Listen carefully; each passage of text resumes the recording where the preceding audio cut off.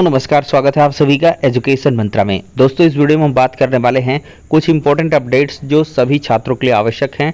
Basic शिक्षा विभाग का कार्यवृत्त जारी हुआ है। 69,000 शिक्षक भर्ती, 12,460 शिक्षक भर्ती में क्या कुछ अग्रेतर कार्रवाई है। नई प्राथमिक शिक्षक भर्ती के कड़वे सच और एडेड जूनियर भर्ती, बैकडोर भर्ती पर अब चलेगा चाबुक। बीएड छात्रों को लगा 440 वोल्ट झटका। तो सारी अपडेट्स पर एक साथ डिस्कशन करेंगे। वीडियो को लाइक एंड शेयर करें और चैनल पर फर्स्ट टाइम विजिट कर रहे हैं तो सब्सक्राइब भी करें। तो चलिए दोस्तों, वीडियो को शुरू करते हैं। दोस्तों, देखा जाए तो योगी सरकार 2.0 में लगातार जो चीज़ें हैं वो गतिमान हैं। तो ऐसे में दोस्तों देखा जाए तो बेसिक शिक्षा विभाग का जो कार्यवृत्त है वो जारी हुआ है। कार्यवृत्त का मतलब होता है पिछली जो मीटिंग्स हुई हैं उनमें क्या कुछ कंक्लूजन हुआ है और उनके अकॉर्डिंग क्या कुछ कार्य किया जाएगा। तो उसके लिहाज से आपको हम पूरी एक नोटिस दिखाते हैं।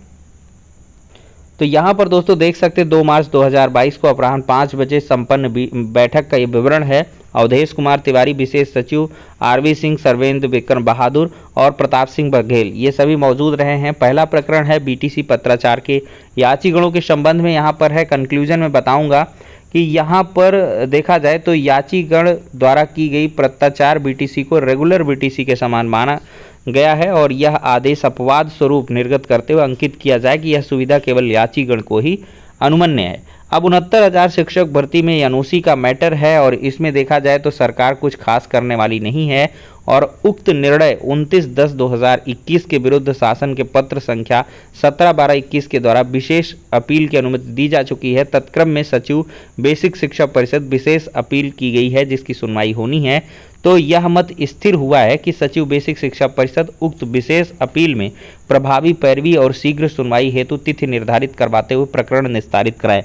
मतलब यही है कि 69,000 शिक्षक भर्ती में पहले से जो कार्यरत शिक्षक हैं उनके लिए अभी भी संकट के बादल हैं। सरकार इस मामले को डिवीजन बेंच में ले गई है और उनका बिल्कुल से ये मन नहीं है कि इनको एनओसी दे करके इनके ज़िले में नियुक्तियां दी जाएं। मतलब यही है, सीट खराब होगी तो इस वजह से सरकार ने पहले स्टैंड क्लियर कर रखा है और ये मामला अब सुप्रीम कोर्ट तक भी जा सकता है। अब दोस्तों अगला है परिषदीय विद्यालयों में कार्यरत शिक्षकों की डेथ ग्रेच्युटी के संबंध में है। ये खास नहीं है, छात्रों के लिहाज से छोड़ेंगे इसको। 12,460 शिक्षक भर्ती, बहुत सारे छात्र पूछते रहते हैं तो देखिए क्या कुछ है इसमें। देखिए, प्रकरण में सचिव बेसिक शिक्षा परिषद द्वारा अवगत कराया गया कि शिक्षक भर्ती में रामजनक मौर्य व अन्य में जो अगली सुनवाई की तिथि 5 मार्च ये ओल्ड है। तो कुल मिलाकर मैंने आपको बताया है कि इसमें जो कोर्ट से ऑर्डर होगा उसी के अकॉर्डिंग जो है विभाग आगे बढ़ेगा। विभाग के द्वारा कुछ भी बाकी कुछ नहीं किया जाएगा। फेक फर्जी शिक्षकों के विरुद्ध कार्रवाई के संबंध में यहाँ पर लिखा गया है कि प्रकरण के संबंध में सचिव प्रयागराज को निर्देशित किया गया कि फेक फर्जी शिक्षकों, टेम्पर्ड शिक्षकों की कुल संख्या कितनी है, पृथक पृथक श्रेणीवार अद्यावधिक स्थिति के साथ चार्ट तैयार कर अविलंब शासन को उपलब्ध कराएं और टेम्पर्ड शिक्षकों द्वारा योजित विशेष अनुज्ञा याचिका डायरी संख्या ये प्रभावी पैरवी भी करने के लिए निर्देशित किया गया है। सर्व शिक्षा अभियान से बेसिक शिक्षा विभाग में अमेलित समायोजित अपट्रान कर्मियों की सेवा संबंधी यह लाभ का है और 72,825 के बारे में भी थोड़ा सा यहाँ पर दिया गया है। तो यहाँ पर कुल मिलाकर देखा जाए तो बहुत सारे मुद्दों पर तो चर्चा हुई, लेकिन नई प्राथमिक शिक्षक भर्ती जैसे मुद्दे पूरी तरीके से गायब रहे हैं। अब दोस्तों हम आपको बताते हैं नई प्राथमिक शिक्षक भर्ती का कड़वा सच। दोस्तों देखा जाए तो बहुत सारे लाखों छात्र हैं जो नई प्राथमिक शिक्षक भर्ती का इंतज़ार कर रहे हैं और उनका ये कहना है कि लगभग 97,000 पदों पर जो भर्ती की जाए। लाखों पद खाली हैं, ये बिल्कुल से क्लियर है। पैब वगैरह की रिपोर्ट भी है, आरटीआई का आंकड़ा भी है, सब कुछ है। लेकिन अब विभाग क्या है, इस पर एक्सरसाइज करेगा। विभाग क्या करने वाला है, आप समाचार पत्रों के माध्यम से देख रहे होंगे कि मई जून का जो ग्रीष्मावकाश होगा उसमें ये लोग अंतर जनपदीय तबादला करने वाले हैं। अंतर जनपदीय तबादला मतलब एक ज़िले से दूसरे ज़िले और ज़िले के भीतर भी, ये सारी चीज़ें ये करेंगे। मई जून में ये सब निपटाएंगे और मई 1 से शायद ऑनलाइन आवेदन भी स्टार्ट हो जाए। अब दोस्तों क्या होगा, मई जून में जो डिसलोकेशन है शिक्षकों का वो किया जाएगा और इसके बाद जो नज़दीक का विद्यालय है वो आवंटित होगा और फिर इसके बाद से देखा जाएगा कि एक्चुअल में जो स्थिति है वो क्या बन रही है, कितने पद रिक्त रह रहे हैं, इसका अधियाचन मंगाया जाएगा। फिर विभाग इस पर स्टडी करेगा। आपने पिछली मीटिंग में देखा होगा, एक स्नैप वायरल हुआ था जिसमें कि छात्र शिक्षक अनुपात 30:1 का अगर देखें तो पर्याप्त दिख रहा था, लेकिन वहाँ पर शिक्षा मित्रों को भी इंक्लूड किया गया। तो यही बहुत सारे आंकड़े हैं और यहाँ पर सचिव संदीप सिंह जी ने भी स्पष्ट तौर पर कहा है कि हम पेंडेंसी निपटाएंगे। इस लेटर में भी देखिए जितने पेंडिंग मैटर्स हैं उन पर चर्चा हुई है, नए की चर्चा नहीं हुई है। पूरा विभाग इसी में लगा हुआ है कि 68,000, 69,000, 12,000 जैसे जितने भी प्रकरण हैं इनकी पेंडेंसियां जो हैं उनको निपटा लिया जाए और इसके बाद जो समायोजन है या ट्रांसफ़र है, पोस्टिंग है, ये सब कर ली जाए। फिर इसके बाद हम पूरी तरीके से डेटा कैलकुलेट करें कि आखिरकार कितनी हमें रिक्वायरमेंट हो रही है। और देखिए सघन अभियान भी चलाया जा रहा है नामांकन के संबंध में, तो ज़्यादा से ज़्यादा नामांकन आप भी कोशिश करिए। जो नई शिक्षक भर्ती के लिए इतना छात्र प्रयास कर रहे हैं तो वो छात्र ये भी प्रयास करें कि बेसिक के जो परिषद के विद्यालय हैं उनमें ज़्यादा से ज़्यादा नामांकन हो छात्रों का।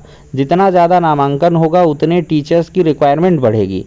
और देखिए कोरोना में ये गेहूं और चावल ये सबके 1100 रुपए के लालच में बहुत सारे अभिभावकों ने अपना एडमिशन तो करवाया, लेकिन जैसे ही स्थितियां सामान्य हो लगी तो उन्होंने विद्यालयों से नाम कटवाने भी शुरू किए हैं। तो जो स्टूडेंट रेशियो है वो कम होगा तो टीचर्स की रिक्वायरमेंट और कम हो जाएगी। तो इन चीज़ों को आपको समझना होगा और इसके लिए प्रयास करने होंगे। और ये नई भर्ती समझ लीजिए अभी नहीं आनी है, जून जुलाई ऐसे ही जाएगा। जुलाई के बाद ही आप एक्सपेक्टेशन लगा सकते हैं। अभी इधर कोई समझ लीजिए अप्रैल, मई, जून, जुलाई तक कुछ नहीं होना है। ये तब जब तक ज़िले का तबादला ये सब तमाम प्रकरण नहीं सुलझाए जाएंगे। 69,000 में 6800 की नियुक्तियां हैं, ये सब चीज़ें अभी पड़ी हुई हैं, इन पर विभाग काम कर रहा है। अभी देखिए सचिव साहब तलब हुए, उसमें उत्तर कुंजी वाला मामला है 1 अंक वाला। तो ये छोटे छोटे जो बहुत सारे जो मैटर हैं, एडेड जूनियर शिक्षक भर्ती है उसका भी मामला पड़ा हुआ है, 1800-1900 पदों पर भर्तियां हैं। तो विभाग को बताने के लिए तमाम सारी चीज़ें हैं कि हम इतना कर रहे हैं। जो 100 दिन का 10,000 का प्रोजेक्ट है वो इन्हीं सभी से पूरा हो जाएगा। तो फिलहाल के लिए ये है दोस्तों कड़वा सच। अब दोस्तों देखा जाए तो समस्त मंडलीय सहायक शिक्षा निदेशक बेसिक को शिक्षा सामान्य बेसिक अनुभाग प्रयागराज से लेटर जारी हुआ है। अशासकीय सहायता प्राप्त जूनियर हाई स्कूलों में हुई नियुक्तियों की अनियमितता के संबंध में देखिए यहाँ पर बैकडोर से बहुत सारी भर्तियां हो गई। 6/11/2015 के शासनादेश के पश्चात नियुक्त शिक्षणेत्तर कर्मचारी का नाम, पदनाम, विद्यालय, अनुमोदन की तिथि, वेतन भुगतान कहाँ से कैसे किस आदेश से हो रहा है, अनुमोदनकर्ता तत्कालीन पटल सहायक, भर्ती का स्रोत सीधी भर्ती व अन्य विवरण मंगाए गए हैं। और दोस्तों यहाँ से बहुत लोगों का फंसना तय है। जिन्होंने बैकडोर से अगर नियुक्तियाँ ली हैं, एंट्री ली है, तो उन सबके खिलाफ यहाँ पर कार्रवाई भी हो सकती है और इसके लिए मैनेजमेंट पर भी कार्रवाई की जा सकती है। अब देखते हैं इसमें क्या कुछ होगा। जो आंकड़ा है 1 हफ्ते के भीतर तत्काल प्रभाव से मंगाया गया है। अब देखते हैं अग्रेतर यहाँ पर क्या कुछ चीज़ें देखने के लिए मिलने वाली हैं।